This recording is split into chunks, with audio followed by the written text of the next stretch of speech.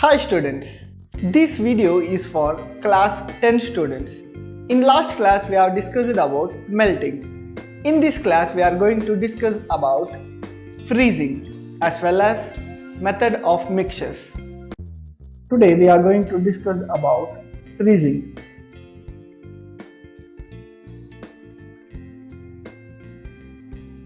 You might have observed coconut oil and ghee getting converted from liquid state to solid state during winter season.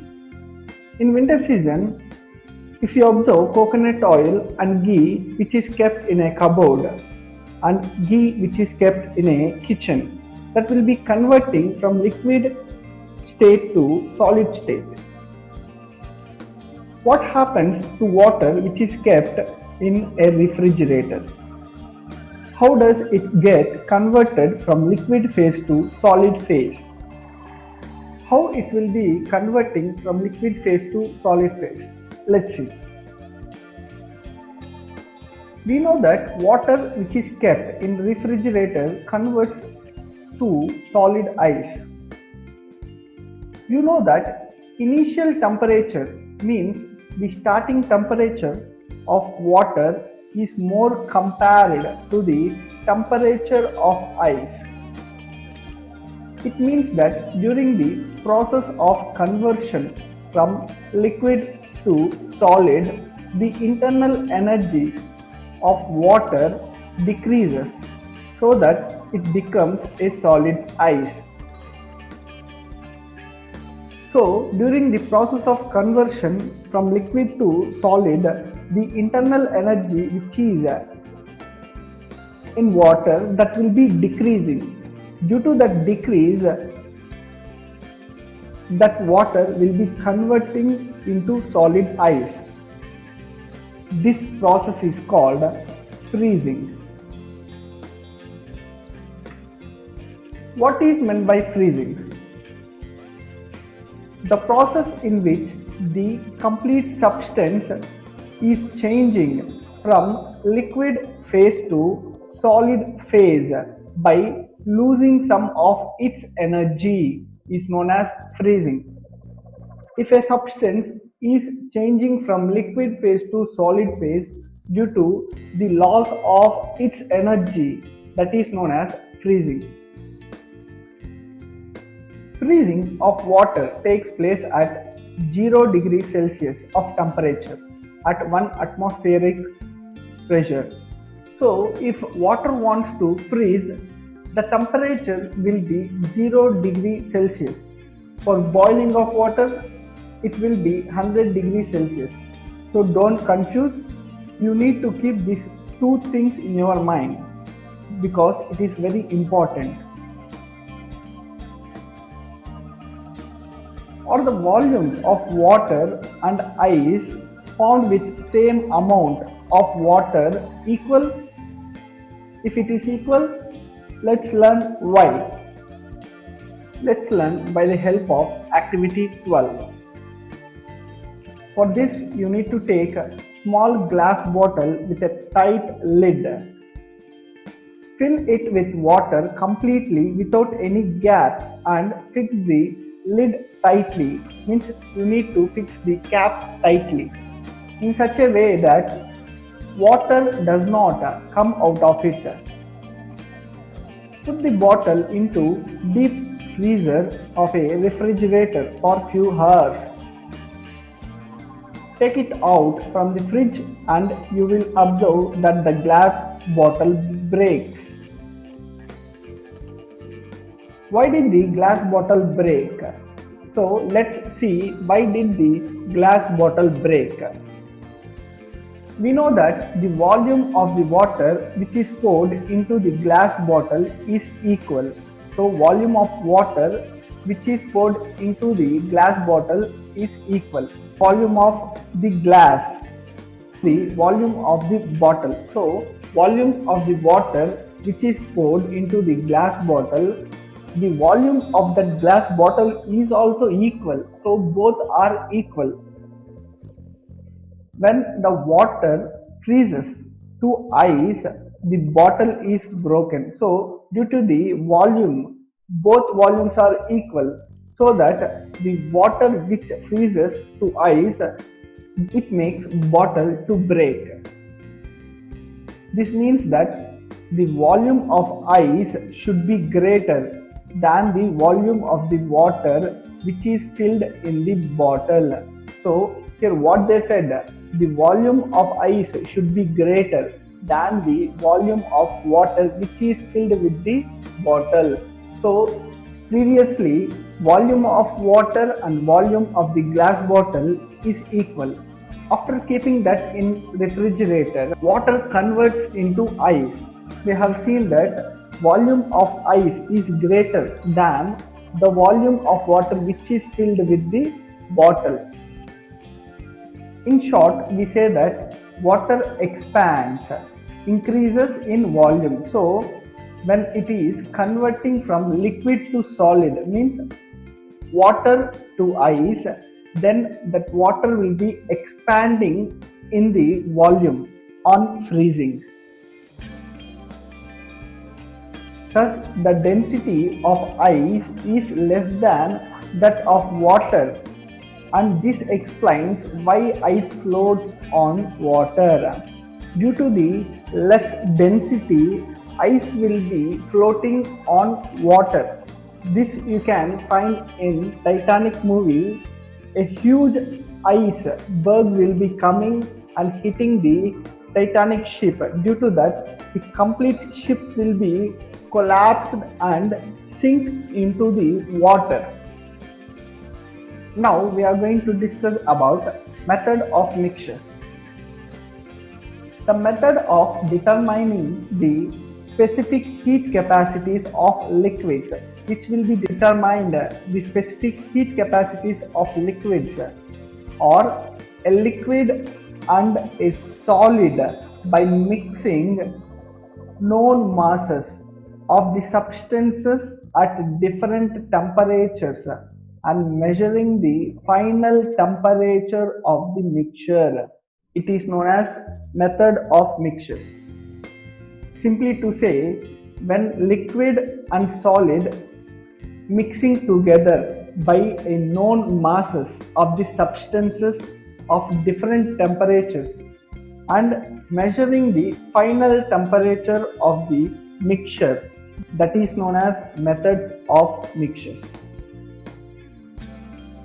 Let's learn method of mixtures in detail in activity 7 by taking 3 situations.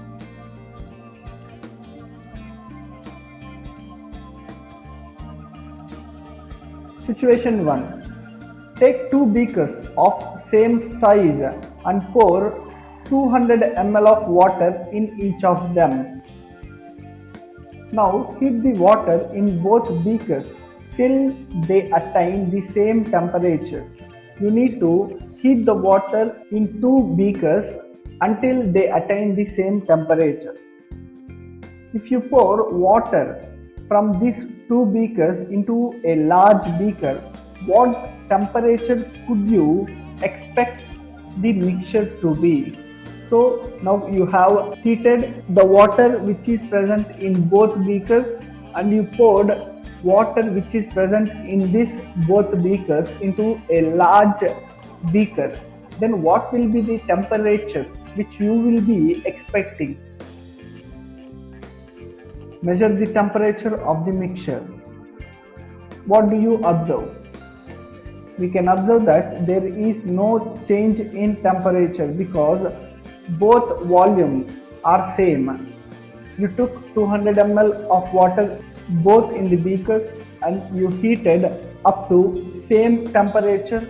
If you mix both of the water which is present in beaker of same temperature, there will be no increasing of temperature, there will be no decreasing of the temperature.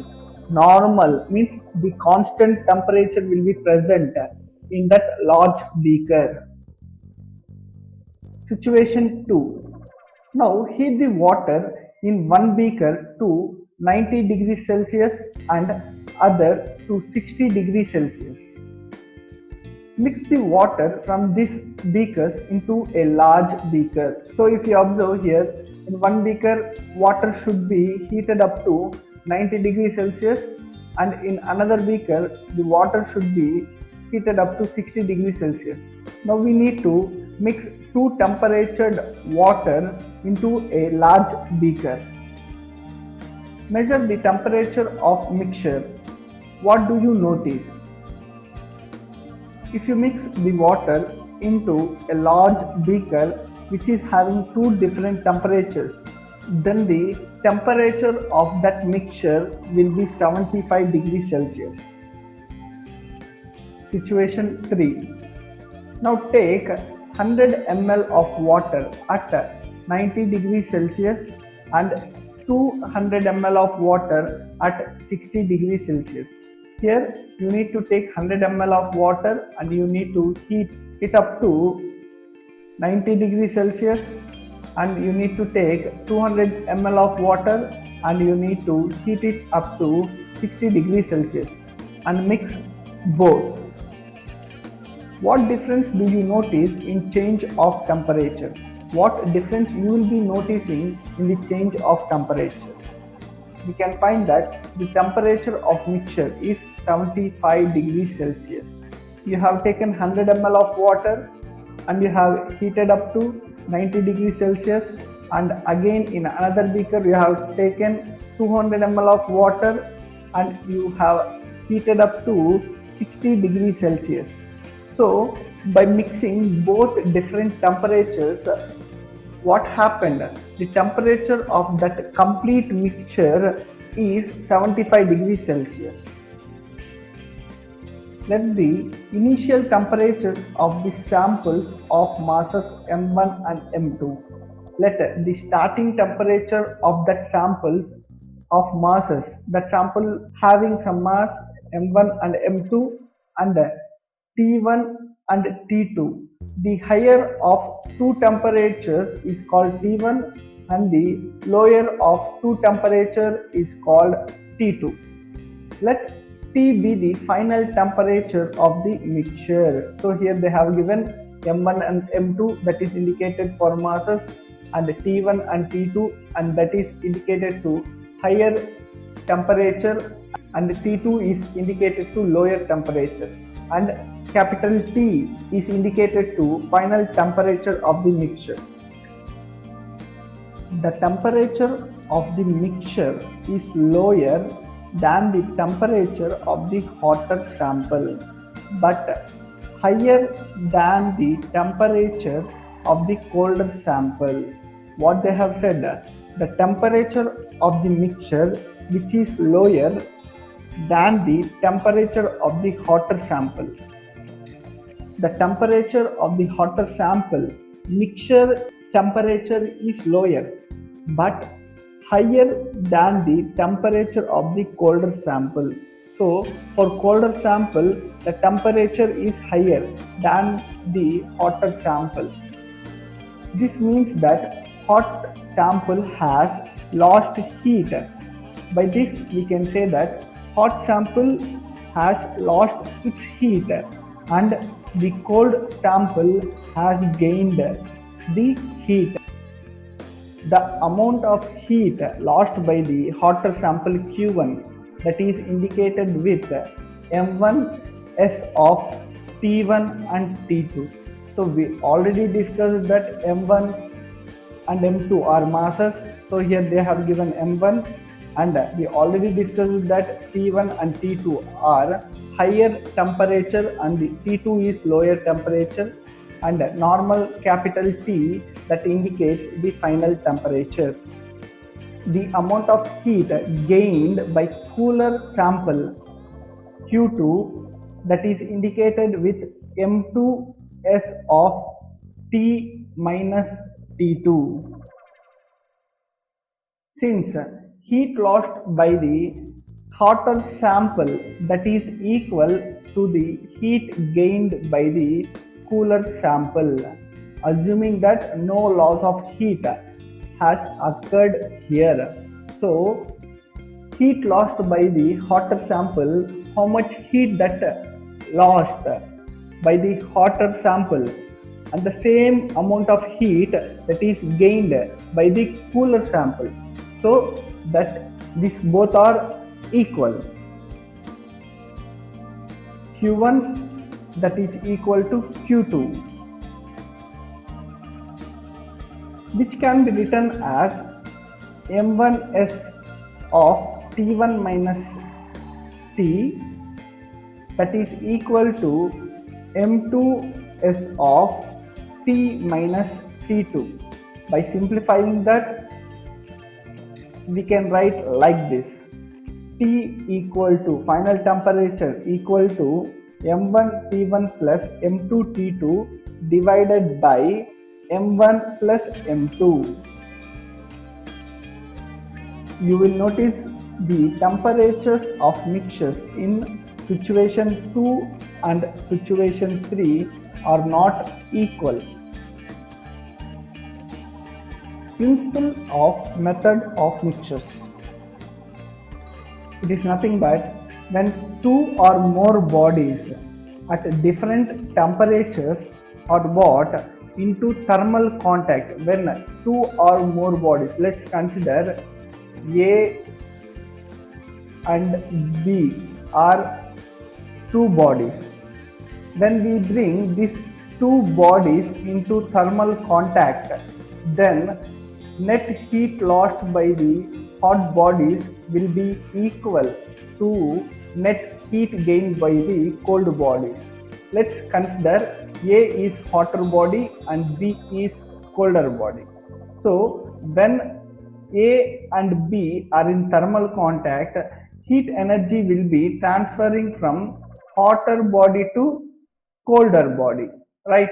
So that when heat is transferring from A to B, how much heat energy it is transferring from A to B, the same amount of heat that will be gaining by B from A, until they both attain thermal equilibrium. Net heat lost that equal to net heat gain. So how much heat A is losing, the same amount of heat B will be gaining. This is known as principle of method of mixtures. I hope everyone understood. Thank you.